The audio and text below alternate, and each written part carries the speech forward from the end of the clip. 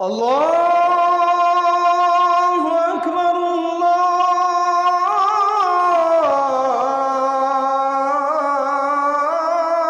আল্লাহু আকবার। যারা বোকা তারা হারামের পেছনে ছোটে, আর যারা চালাক তারা হালালের পেছনে ছোটে। আপনি যদি খুব ডিপলি চিন্তা করেন, আপনি দেখবেন খেয়াল করে যে আপনার প্রেমিকা আপনার যত্ন করার জন্য বাধ্য নয়, কিন্তু আল্লাহ তাআলা স্ত্রীকে এটার জন্য দায়িত্ব দিয়েছেন এমন ভাবে যে এটা ডিভাইনলি অব্লিগেটেড। আল্লাহর পক্ষ থেকে স্ত্রী বাধ্য আপনার যত্ন নেওয়ার জন্য। আপনার কখন কি লাগবে, কি প্রয়োজন, কেমনে আপনার যত্ন করতে হবে, কেমন করে আপনাকে রান্না করে খাওয়াতে হবে, এটার জন্য আপনার ওয়াইফ আল্লাহর পক্ষ থেকে দায়িত্বশীল। কিন্তু আপনার গার্লফ্রেন্ড দায়িত্বশীল নয়, সেটার জন্য অ্যাকাউন্টেবল নয়। কিন্তু আপনার ওয়াইফ যদি আপনার দায়িত্বতে অবহেলা করে, যত্নে অবহেলা করে, আপনার স্ত্রী এটার জন্য আল্লাহর কাছে জবাবদিহিতার কাঠগড়ায় তাকে দাঁড়াতে হবে। At the same time the matter is saying, আপনার বিএফ বা আপনার প্রেমিক আপনার দায়িত্ব নেওয়ার জন্য বাধ্য নয়, সে আপনার যত্ন করার জন্য বাধ্য নয়। আল্লাহ তাআলা আপনার স্বামীকে আপনার জন্য দায়িত্বশীল বানিয়েছেন। সে যদি আপনার দায়িত্ব না নেয়, যদি সে আপনার টেক কেয়ার না করে, তবে সে আল্লাহর কাছে কিয়ামতের দিনে বিচারের কাঠগড়ায় দাঁড়িয়ে তাকে হিসাব দিতে হবে। It's must. এজন্য প্রথম পার্থক্য আপনাকে বুঝতে হবে যে প্রেমিকা কিংবা প্রেমিক কেউ কারোর দায়িত্ব নেওয়ার জন্য বাধ্য নয়, কেউ কারোর জন্য যত্ন নেওয়ার ক্ষেত্রে তারা কোনো বাধ্য নয়। আর একটা বিষয় বুঝতে হবে যে গার্লফ্রেন্ড বয়ফ্রেন্ড যে রিলেশনশিপটা, আপনার প্রেমিকার সঙ্গে আপনার যে সম্পর্ক আর আপনার প্রেমিকের সঙ্গে আপনার যে সম্পর্ক, এখানে পার্থক্যটা হচ্ছে হাজব্যান্ড আর ওয়াইফের রিলেশনশিপটা হচ্ছে পার্মানেন্ট, আর বয়ফ্রেন্ড গার্লফ্রেন্ডের যে তথাকথিত হারাম রিলেশনশিপ, এটা হচ্ছে টেম্পোরারি। এবং এই সম্পর্ক এতটা ঠুনকো, জাস্ট চায়ের জায়গায় কফি হয়ে গেলে সম্পর্ক ভেঙে যায়। একটা বার্থডেতে উইশ করতে ভুলে গেলে সম্পর্ক ভেঙে যায়। জাস্ট একটু ডান বাম হলেই হারাম সম্পর্ক ভেঙে যায়। কিন্তু হাজব্যান্ড অ্যান্ড ওয়াইফের রিলেশনশিপটা এতটা ঠুনকো নয়, এতটা উইক নয়। It's really strong relationship. এটা একটা পারিবারিক বন্ধন, এটা একটা হালাল বন্ধন, এটা চাইলেও সহজে ভেঙে দেওয়া যায় না। অতএব বয়ফ্রেন্ড গার্লফ্রেন্ড হারাম রিলেশনশিপটা হচ্ছে টেম্পোরারি, হাজব্যান্ড অ্যান্ড ওয়াইফের রিলেশনশিপটা হচ্ছে আল্লাহর পক্ষ থেকে একটা সম্পর্ক। এটা হালাল সম্পর্ক, এটা পারিবারিক সম্পর্ক, এটা দায়িত্বের সম্পর্ক, এবং এটা সবচেয়ে গুরুত্বপূর্ণ, এটা একটি পার্মানেন্ট রিলেশনশিপ। পার্থক্য বুঝতে পেরেছেন? হালাল আর হারামের পার্থক্য বুঝতে পেরেছেন? আর একটা বিষয় বুঝবেন যে আপনার প্রেমিকা আপনার বাচ্চার মা হওয়ার যোগ্যতা রাখে না। এটা ভাবছেন কখনো? আপনার প্রেমিকা রিলিজিয়াসলি, অর্থাৎ যদি আপনি ধর্মের দিক থেকে দেখেন, অথবা আপনি যদি সোশ্যালি সামাজিকভাবে দেখেন, আপনার প্রেমিকা মাদারহুড হওয়ার কোনো যোগ্যতা রাখে না, কারণ সে আপনার জন্য বৈধ নয়। আপনি যদি প্রেমিকার মাধ্যমে কোনো বাচ্চা পৃথিবীতে নিয়ে আসেন, আল্লাহ যদি দেয়, তবে এটা হারাম হবে, এটা বৈধ হবে না। ইসলামের পার্সপেক্টিভ থেকে সামাজিকভাবে আপনার প্রেমিকা কিন্তু আপনার বাচ্চার মা কখনো বৈধভাবে হতে পারবে না।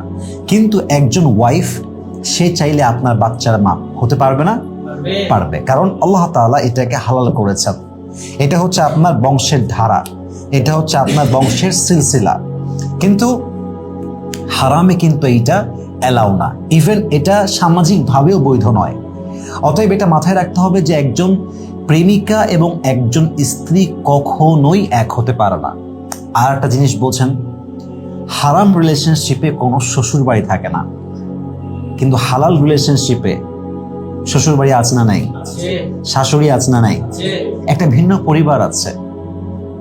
আর একটা ইন্টারেস্টিং বিষয় দেখেন, প্রেমিকার সঙ্গে আপনাদের সম্পর্ক ইজ রিস্কি রিলেশনশিপ।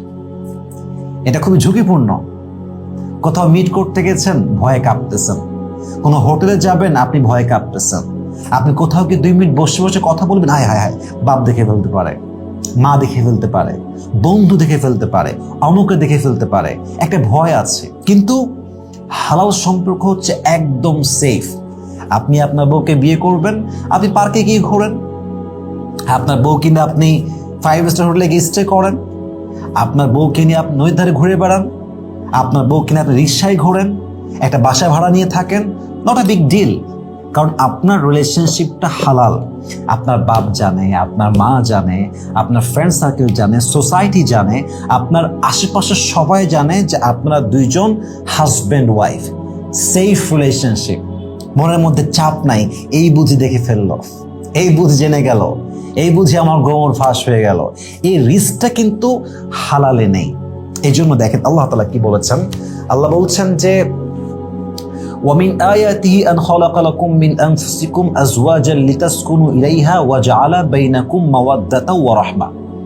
আল্লাহ বলছেন আমি এই স্বামী স্ত্রীর সম্পর্ককে তৈরি করেছি 3টা উদ্দেশ্যে। বলো তো কয়টা উদ্দেশ্যে?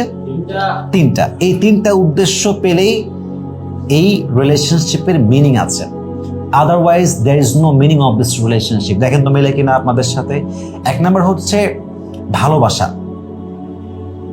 1 নাম্বার কি? তার আগে আল্লাহ বলেছেন আজওয়াজা লিতাসকুনু ইলাইহা। যদি আমি কোরআনের সিরিয়াল অনুযায়ী বলতে যাই, 1 নাম্বার হচ্ছে শান্তি, মনের শান্তি, ব্রেইনের শান্তি। আপনি আপনার ওয়াইফকে দেখে মনের শান্তি খুঁজে পান কিনা? আপনি আপনার হাজবেন্ডকে দেখে মনের শান্তি খুঁজে পান কিনা? যদি পৃথিবীর সব জায়গায় ভালো লাগে আর বইয়ের কাছে আসলে খারাপ লাগে, যদি পৃথিবীর সব জায়গায় ভালো লাগে, সবাইকে ভালো লাগে, স্বামীকে দেখলে যন্ত্রণা বেড়ে যায়, এটা কোনো স্বামী স্ত্রীর সম্পর্ক নয়। এখানে প্রথম উদ্দেশ্যই গায়েব হয়ে গিয়েছে। উদ্দেশ্য ছিল মনের শান্তি। কিসের শান্তি? মনের শান্তি নাই। এই শান্তি নাই মানে আপনার বিয়ের মূল উদ্দেশ্য গায়েব হয়ে গিয়েছে, এটা নাই, ডিসঅ্যাপিয়ার হয়ে গিয়েছে। অতএব প্রথম উদ্দেশ্য হচ্ছে মনের শান্তি। 2 নম্বর উদ্দেশ্য হচ্ছে ভালোবাসা, সম্মান, আন্তরিকতা, হার্ট কানেক্টেড রিলেশনশিপ। আপনি আজকে বয়স 25, আপনার বয়স যখন 60 হবে, আপনার পাশে কিন্তু আব্বা আম্মা থাকবে না, তারা মারা যাবে। ন্যাচারাল যে প্রসেসটা আছে পৃথিবীর, সেটা বলতেছি। সন্তান বিয়ে করে আলাদা হয়ে যাবে, একজন স্বামীর পাশে কে থাকবে? বউ থাকবে, ওয়াইফ থাকবে। মাওয়াদ্দা, ভালোবাসার সম্পর্ক আজকেই শেষ না, দুনিয়াতেই শেষ না, এটা জান্নাতেও আছে না নাই? ভালোবাসার সম্পর্ক, উদ্দেশ্য ভালোবাসা তৈরি করা। 3 নাম্বার ওয়ারাহমা, একে অপরের প্রতি দয়া হওয়া, মায়া হওয়া। এই দয়া এবং এই মায়া দিয়ে পুরো পৃথিবী টিকে আছে। আজকে দয়া আছে বলেই মানবতা বেঁচে আছে। দয়া না থাকলে কি মানবতা থাকবে? থাকবে না। দয়া হচ্ছে এই বিয়ের একটা বড় উদ্দেশ্য, দয়া, মায়া, মার্সি, ব্লেসিং, বাউন্টিস। অতএব এই 3টা হচ্ছে আপনার আসল উদ্দেশ্য। আচ্ছা বলেন তো, হারাম সম্পর্কে রিস্ক আছে না নাই? ধরা খাওয়ার আশঙ্কা আছে না নাই? সামাজিকভাবে লাঞ্ছিত হওয়ার আশঙ্কা আছে না নাই? এখানে হচ্ছে রিস্ক আছে। আর যেখানে রিস্ক আছে ওখানে কি মানুষ মনের শান্তি খুঁজে পায়? আল্লাহ বলছে রিস্কে যেও না, তোমরা সহজ জায়গায় আসো, তোমরা সেফ প্লেসে আসো। আজকে আপনি বিয়ে করেছেন, হোটেলে থাকবেন আপনার ওয়াইফকে নিয়ে গিয়ে, আপনার কোনো ভয় নাই। কেউ আসছে, আপনার কি সত্যি husband wife? Yes, you are husband wife. কি প্রমাণ লাগবে আপনার? বাপকে কল দিবেন, দেন, মাকে কল দিবেন, দেন, not a big deal, they know about it, no tension, কোনো সমস্যা নাই। আপনি বাসায় আসছেন, আপনার গার্লফ্রেন্ড তার নিজের বাসায়, আপনি আপনার বাসায়। আপনি বাসায় এসে একা শুয়ে আছেন, আপনাকে খাওয়াই দিবে আপনার কেউ নাই, মশে টাঙাই দিবে কেউ নাই, আপনার কাপড় ধুয়ে দিবে কেউ নাই, একটু চা করে খাওয়াবে কেউ নাই। ভালোবাসা নাই লাইফে। আর যেটা আছে ওটা ওই জায়গায় আছে যেখানে রিচ করা যাচ্ছে না। রিচ করা কেন যাচ্ছে? কারণ এটা হালাল না। আর একটা বিষয় খেয়াল করেন, স্বামী স্ত্রীর সম্পর্ক হচ্ছে এমন সম্পর্ক যেখানে যত আঘাত লাগুক, মারামারি হোক, দিন শেষে আবার মিলে যায়। সকালে এমন মারামারি হয় যে রাতে মনে হয় আর কোনোদিন কথাই হবে না, রাতে গিয়ে আবার দুইজন একসঙ্গে মিলে যায়। কিন্তু হারামের ক্ষেত্রে সমস্যাটা কোথায়? মারামারি হয়ে গেল, কাটাকাটি হয়ে গেল, তার বাসায় থেকে গেল, তার বাসায় সে থেকে গেল, কোনোদিন দেখা হবে কি হবে না শিওর না, শেষ এখানে সম্পর্কটা। তার মানে হালালের মাঝে মনের শান্তি আছে, সুখ আছে, হালালের মাঝে একে অপরের প্রতি দায়িত্ব আছে, ভালোবাসা আছে, আছে না নাই? আবার হালালের মধ্যে কি আছে? দয়া আছে, মায়া আছে, আন্তরিকতা আছে এবং আল্লাহর পক্ষ থেকে একটা হালালে বরকত আছে না নাই? অতএব আজ থেকে আমাদের মূল উদ্দেশ্য হচ্ছে আল্লাহকে পাওয়া, হারাম থেকে বের হওয়া, হালালে অ্যাটাচড হওয়া। আমি দোয়া করি আল্লাহ সবাইকে যেন হালাল ভাবে চলার তৌফিক দান করে। আমরা সবাই পড়ছি আমিন।